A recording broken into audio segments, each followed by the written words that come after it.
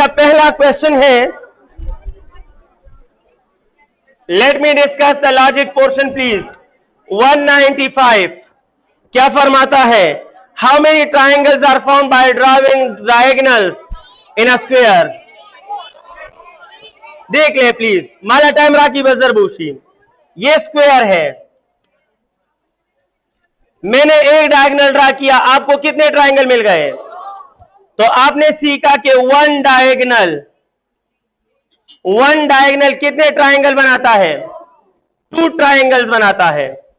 अब वही स्क्वायर है, ये वाला डायगोनल नहीं ले रहा, अगर ये डायगोनल लूंगा तो ट्राइंगल चेंज हो गए, तो ये तीसरा और ये, तो इट मीन सेकेंड डायगोनल, तो 2 मजीद नए ट्राइंगल, ये उससे अलग है ना। अगर वही होते तो मैं काउंट ना करता, लेकिन आप थोड़ी देर पहले का फिगर और अब का फिगर देखिए, दोनों ट्राइंगल में फर्क है, तो ये अलग है वो अलग है, मैं काउंट करूंगा, तो 4 तो ये हो गए। अब दोनों डायगोनल एक स्क्वायर में एक साथ ड्रा करें तो क्या होता है? अब बताएं, शाबाश। 1 2 3 एंड, समझ आई है?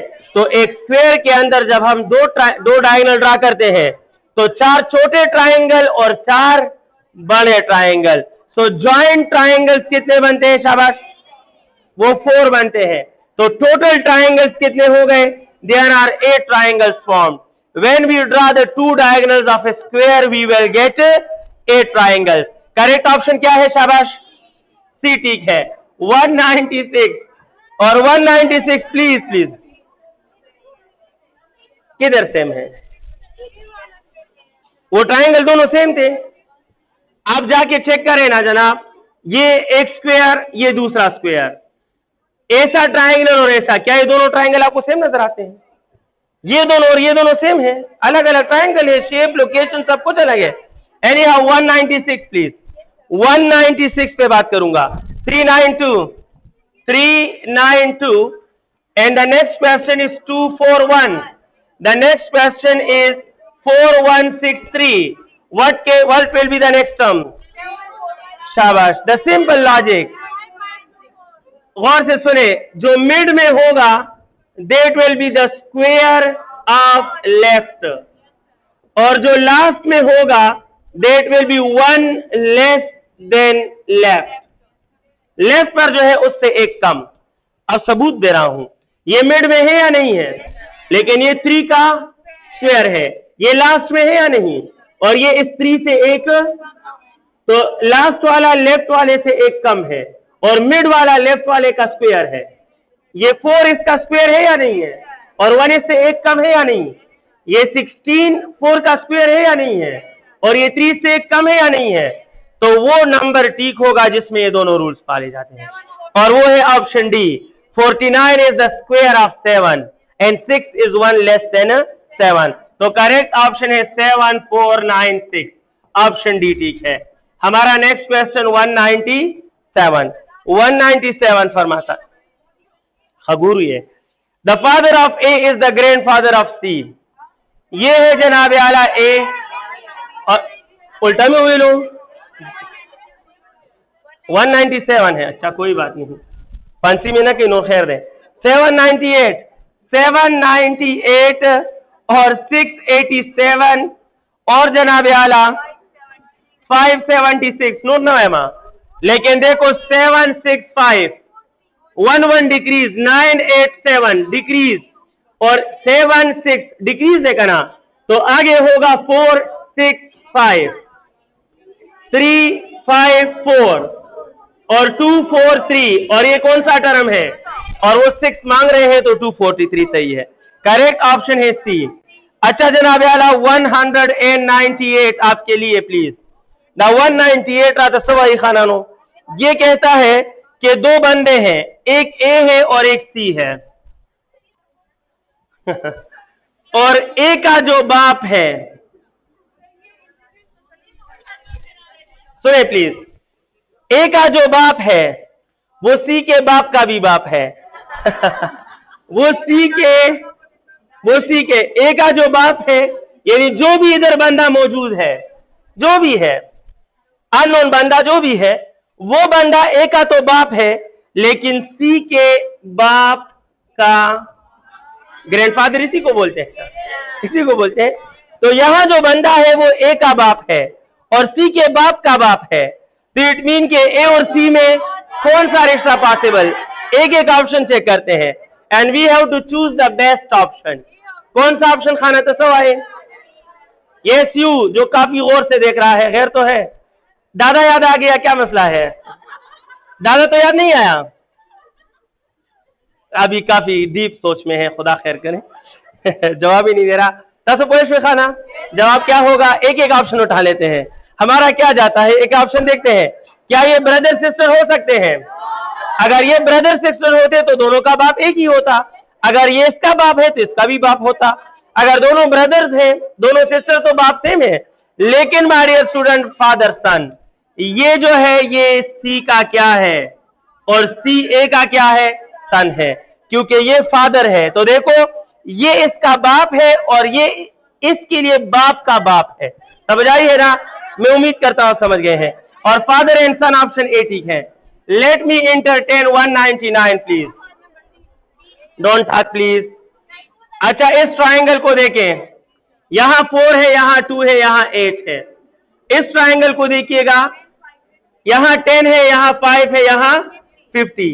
थर्ड ट्राइंगल में इधर इधर क्या होने चाहिए जबकि इधर 18 हो?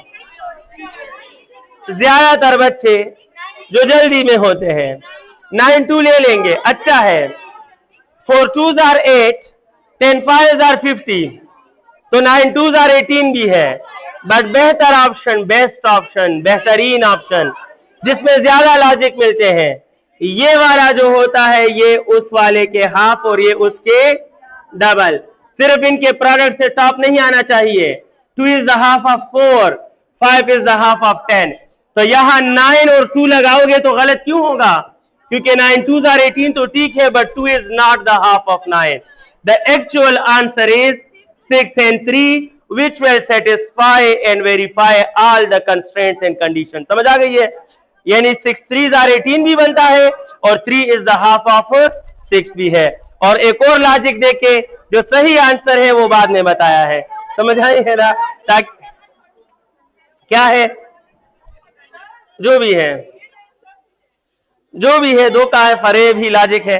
199 कब ऑप्शन ठीक दे? Option D. The last question please. और 200 question. If all patients are male, मैंने आपको इससे पहले भी एक दो जगहों पर ये क्वेश्चन समझाए हैं। ऑल पेशेंट्स आर मेल, तो मैं अपनी मर्जी से कुछ पेशेंट्स ले लूंगा, 4 ले लो, 5 ले लो, डजंट मैटर। अब सारे पेशेंट मेल हैं तो हर एक के साथ एम लिख लेना। लेकिन क्या ये कहा है कि ऑल मेल्स आर पेशेंट? नहीं, तो कुछ मेल में ज्यादा ले लूंगा। समझ आई है? क्योंकि शर्त ये है कि जितने पेशेंट हैं वो सारे मेल हैं, लेकिन ये शर्त नहीं है कि जितने मेल हैं वो सारे पेशेंट हैं। समझ आई है ना? तो मैंने मेल कुछ ज्यादा ले लिए। आप बेशक 4 ज्यादा लें, 10 ज्यादा लें, बट लॉजिक यही है कि मैं कहता हूं सारे बीमार जो आए हैं वो सब मर्द हैं, लेकिन सारे मर्द बीमार नहीं है। समझ? ऐसा मैंने कब कहा? मेरी बात समझ गए हैं? तो P P P P M M M M, ये मैंने ज्यादा क्यों लिए? मैं उम्मीद करता हूं आप ये सेंटेंस समझ गए। All patients are male but all male are not patient. Next point पे तरफ आते हैं। ये मोहतरम फरमाते हैं कि सम मेल्स आर डॉक्टर। गौर फरमाएं, यहां से लेकर यहां तक जो सारे मेल हैं इनमें कुछ डॉक्टर है, सारे नहीं, कुछ डॉक्टर है। आपकी मर्जी, जो चाहो डॉक्टर ले लो। तो मैं इसे डॉक्टर ले लेता हूं, इसे डॉक्टर ले लेता हूं, इसे। लेकिन क्या ऐसा कहा है कि ऑल डॉक्टर्स आर मेल? नहीं। तो कुछ मेल डॉक्टर है, मैंने कुछ मेल को डॉक्टर बनाया, लेकिन सारे डॉक्टर मेल नहीं है, तो मैं कुछ डॉक्टर्स एक्स्ट्रा भी ले लूंगा। कुछ समझ आ गई है? ये इस तरह के क्वेश्चन का सबसे सिंपल फॉर्मेट है अगर आप समझने वाले हैं तो। अब देखो, मैं ऐसे डिस्कशन करूंगा कौन सा सेंटेंस ठीक है। तो हमारे स्टूडेंट्स गौर करें, पहला sentence, Feroz is a doctor. First कर लेते हैं, चेक कर लेता हूं, देख लीजिए। अगर मैं कहूं कि ये जो मेल है ये फेरोज है, तो क्या ये डॉक्टर है? क्या ये पेशेंट है? तो इट मीन के फेरोज इज अ डॉक्टर, ठीक। और ये भी हो सकता है कि ये वाला मेल फेरोज, इसका नाम फेरोज हो। समझ आई है? तो ये डॉक्टर भी है।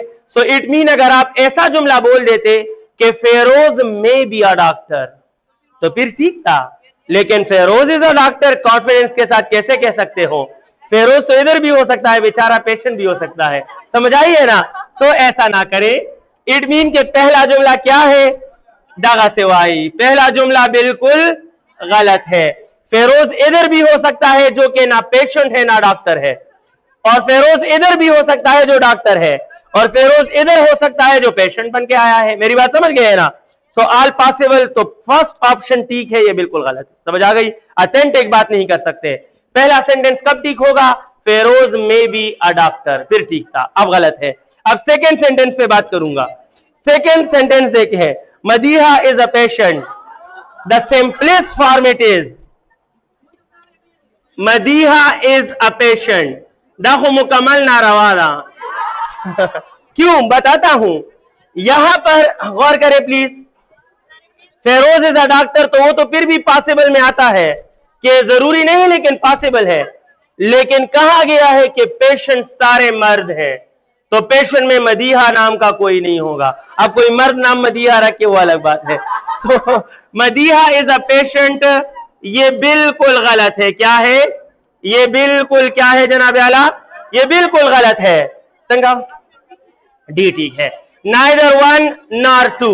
गौर फरमाइए प्लीज, वेलकम वेलकम, जाइए आप जा सकते हैं। गौर फरमाइए, ये गलत है और ये बिल्कुल गलत है, दोनों में फर्क है। यानी there is a possibility in it, there is no possibility in it.